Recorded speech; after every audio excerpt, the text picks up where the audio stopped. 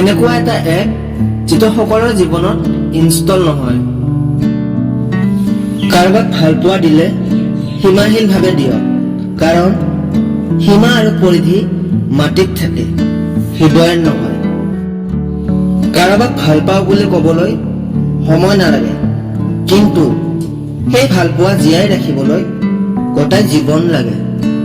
প্ৰেম ভালপোৱা জীৱনত বহুবাৰ হ'ব পাৰে, কিন্তু সঁচা ভালপোৱা জীৱনত এবাৰে হয়, যাক অন্তৰৰ পৰা কেতিয়াও মুচিব নোৱাৰে। যিয়ে আপোনাক প্ৰেমত গুৰুত্ব নিদিয়ে, তেওঁ আপোনাৰ ভালপোৱাৰ যোগ্য নহয়। সময়বোৰ এনে শেষ নকৰিব। প্ৰেম যদি সঁচা পবিত্ৰ, সেই প্ৰেম ভাৱপূৰ্ব মনত আছে, কাৰণ ইজনে সিজনৰ কল্যাণৰ বাবে কৰা প্ৰাৰ্থনা। ইয়াৰ হিংসাৰ কথা কেনেকৈ আহিব পাৰে? হিংসা কেৱল প্ৰেমহীন মনৰ পৰাই সৃষ্টি হয়।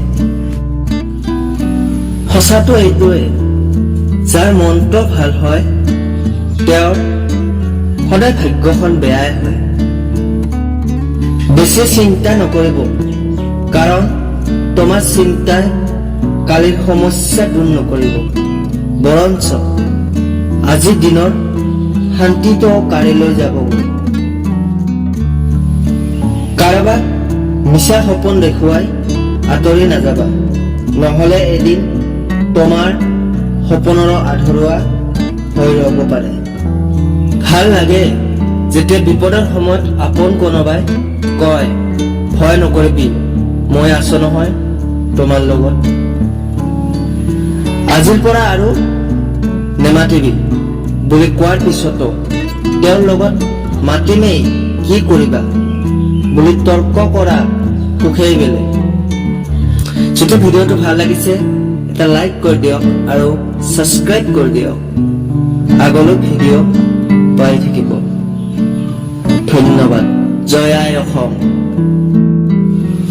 সুখ এনেকুৱা এটা এপ যিটো সকলোৰে জীৱনত ইনষ্টল নহয়।